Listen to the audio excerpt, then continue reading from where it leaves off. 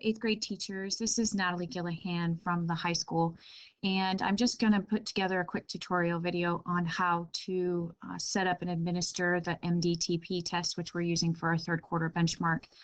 First of all, let me say thank you. We really appreciate your willingness to kind of adjust your benchmark and learn something new on how to administer and all of that kind of stuff. So I just want you to know how very much we appreciate it at the high school. First of all, what you see on the screen here is the MDTP login site, and it is the same for students and educators, and it may be a different bookmark than what you had last year. In the tests that we have done, if you have a bookmark and it doesn't look like this, then you need to be careful and go to the links that I've sent you, and it'll take you right there. Or you can, just type in the URL that you see here on the screen. When you get there, of course, the students link is where the students will go to enter the code that you give them later. But for us, we're going to click on educators and then the readiness test.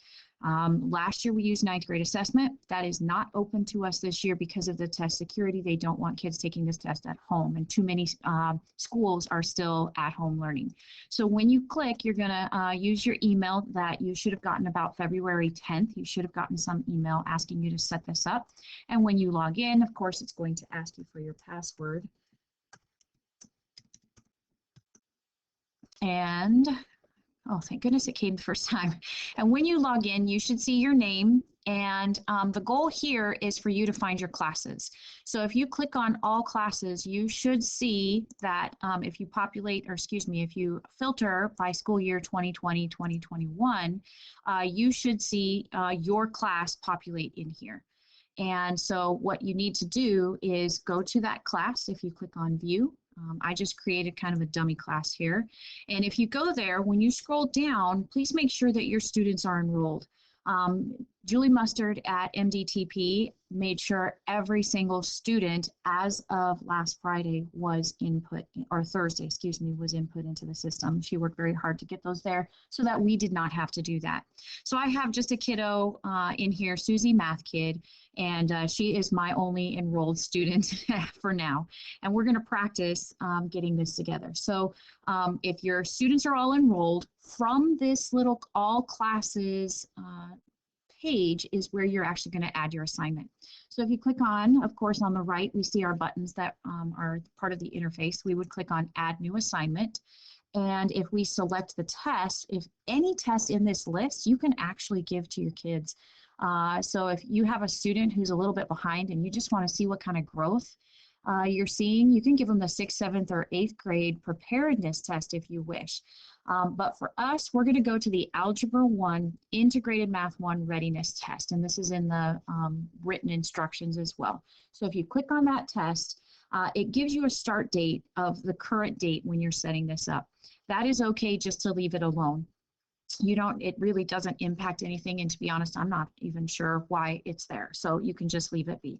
If you click on save, you should see, and I practiced a couple of times, so you should see a test populate here. This test number 3 is the test I just created, and notice it has no code. That is because you have to tell MDT when you are ready to proctor the test. So at this point, I would click on the little drop down here and then proctor exam. So let's say, you get to school at 7:30 in the morning and you set up the test, and now it's, 10:15 and you're ready to proctor this test. You have to actually go in, or you can proctor it right off the bat. If you click on proctor, you get a couple of additional instructions. And then let's say you're actually setting this up for, on Sunday evening, how we all work on Sunday evenings, getting ready for the next day, but you're going to be testing on the 22nd. You can actually click here on the 22nd, then you don't have to worry about setting it up to proctor it on that Monday or whenever. But if you are just opening it up on the current day and you're going to be testing today, you're good to go. All right, so let's say I'm going to be testing on, let's say the 16th. I'm going to click the 16th, okay? So this is going to be open now. The test will be open on Tuesday the 16th, and it closes at 5:30. Every single code expires at 5:30 on that day. Okay, so if you have a kid who did not finish or was absent or anything like that, you're going to need to re-proctor the test tomorrow. So anyway, this little code, this SH3V6, is the code that you will give to your students when it is time to proctor. Now, when they log in, let's say I was to go back to the MDTP online oops, I put full. Okay, MDTP, and the kids can just Google MDTP and it'll take them there. Oops, it took me there. Let me log out here a second.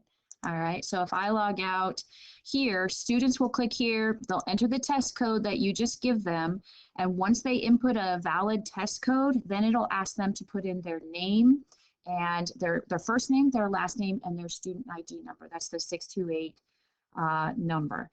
The first name does not matter. If they have a, if they're, Matthew and they go by Matt and they type Matt, that's okay. It's the last name and the student ID number that MDTP is using as their login information. So if a student is not able to log in, you'll probably need to go back and make sure that Susie Math Kid is typing the correct last name, because it'll be according to whatever was in Aries. So if they have a hyphenated last name or something like that, you might need to check on that just to make sure the student is typing that in accurately. Okay, so if you have any questions on getting logged in, please let me know. You would also go here in order to get results. So if you click on view, it'll ask for a password and all that good stuff. Okay, so I've waited too long to get there, but it'll ask you for your password and then you can access results from there. Again, I cannot thank you enough. This is so helpful for us. And if you have any questions, just email me, ngillihan@ripponusd.net. I am checking my email frequently over the next couple of weeks just to make sure that if there are questions or concerns or something's not working, that I can help out and make this as easy on you as possible. There are also written directions sent to you, and so hopefully all of this kind of heads off any issues we have before they get started. Thank you so much.